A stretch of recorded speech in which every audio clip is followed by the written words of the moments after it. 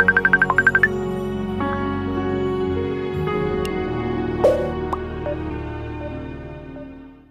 باللہ من الشیطان الرجیم، بسم اللہ الرحمن الرحیم۔ بعض نوجوان یہ سوال کرتے ہیں کہ ہمارے پاس فیس بک پر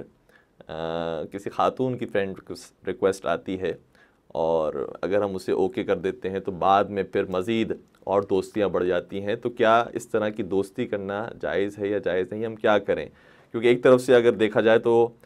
کسی انسان کو جھڑکنا اور منع کرنا وہ بھی اسلام نے پسند نہیں کیا ہے، دوسری طرف سے اگر دیکھا جائے تو بہرحال وہ نامحرم ہے، اور نامحرم سے گفتگو کرنا اور بات کرنا، کیا یہ اسلام کو کسی حد تک پسند ہے یا جائز قرار دیا ہے یا نہیں دیا ہے؟ سب سے پہلے ہم آپ کی خدمت میں نبی اکرم حضرت محمد مصطفیٰ صلی اللہ علیہ وآلہ وسلم کی ایک حدیث مبارک پیش کرتے ہیں۔ ارشاد فرماتے ہیں کہ ان اخوف ما اتخوف علی امتی من بعد هذه المکاسب المحرمہ والشہوۃ الخفیہ والربا۔ فرماتے ہیں کہ مجھے اپنے چلے جانے کے بعد جن چیزوں کے بارے میں سب سے زیادہ خوف ہے اور اندیشہ ہے کہ یہ گناہ ہونے والے ہیں، اس میں نہ نمازوں کو چھوڑنے کا ذکر ہے، نہ زکوٰۃ چھوڑنے کا ذکر ہے، نہ روزے چھوڑنے کا ذکر ہے، مسجدیں آباد ہوں گی، رمضان میں لوگ عبادت کر رہے ہوں گے، اور اسی طریقے سے اہتمام ہوگا مجالس کا، عزاداری کا، اور باقی جو ایکٹیویٹیز انسان کرتا رہتا ہے ظاہری طور پر، اس میں ساری چیزوں میں انسان آگے ہوگا۔ لیکن کچھ چیزیں کہ جس کا اندیشہ ہے نبی اکرم کو، وہ یہ ہے المکاسب المحرمہ، حرام کمائی شروع ہو جائے گی، اور لوگ جیسے کہ روایت کے اندر بھی بیان ہوتا ہے کہ تحفہ لیں گے لیکن حقیقت میں وہ رشوت ہوگی، جیسے وہ لے رہے ہوں گے، اور دینے والا بھی تحفے کے نام پر دے گا لیکن وہ حقیقت میں رشوت دے رہا ہوگا۔ اسی طریقے سے دوسری بات بیان فرمائی والشہوۃ الخفیہ، اور مجھے خفیہ شہوت اور خفیہ عشق بازی کا خوف ہے، یعنی گویا نبی اکرم شاید ہمارے فیس بک دور کو اور یوٹیوب دور کو دیکھ رہے ہوں کہ کیا ہونے والا ہے اس زمانے کے اندر، کہ یہ گناہ بڑھ جائے گا اور جوانوں کے اندر یہ گناہ رائج ہو جائے گا۔ اور آگے شاہ فرماتے ہیں والربا، اور سود کا الگ ذکر فرمایا، ربا کا الگ ذکر فرمایا، یعنی المکاسب المحرمہ، حرام کمائی کے اندر سود شامل تھا، لیکن اس کے باوجود الگ سے ذکر فرما کے شاید اشارہ دیا ہے کہ ایک باقاعدہ سود کا ڈپارٹمنٹ قائم ہو جائے گا اور لوگ اسے حلال طریقے سے استعمال کر رہے ہوں گے جبکہ وہ حرام ہوگا۔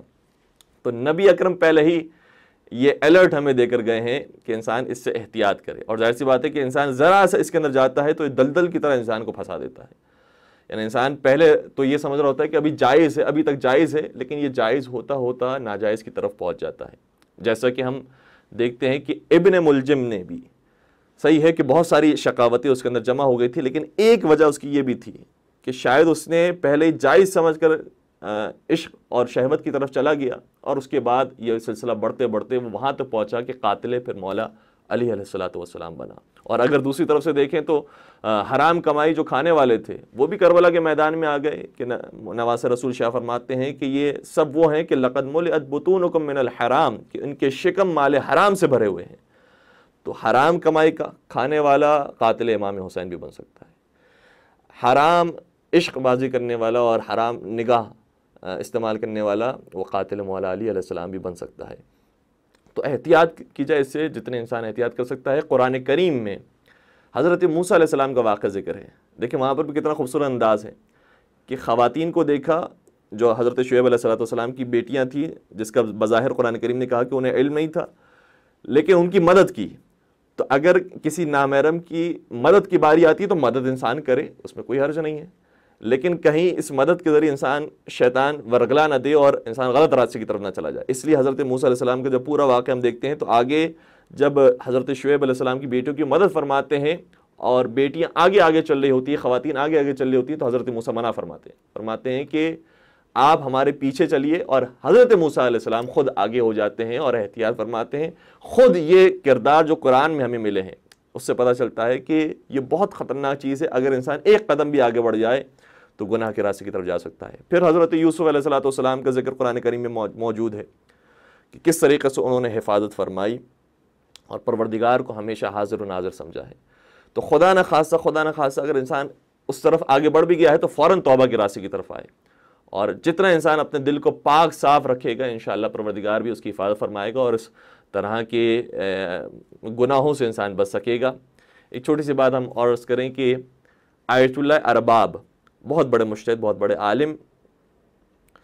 وقت آخر جب ان کا آیا تو اپنے جو ان کے شاگرد تھے انہوں نے سوال کیا کہ آقا صاحب آپ نے ماشاءاللہ کتابیں لکھی ہیں اور اتنے شاگرد تربیت کی ہیں، اتنے دروس دیے ہیں،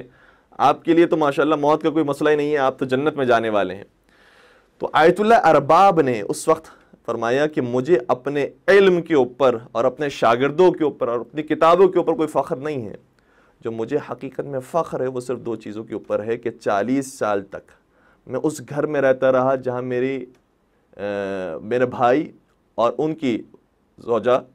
ان کی اہلیہ موجود تھی، لیکن میری ایک مرتبہ بھی نگاہ اپنے بھائی کی زوجہ پر نہیں پڑی، کیونکہ وہ نامحرم ہے۔ بھابھی ہیں،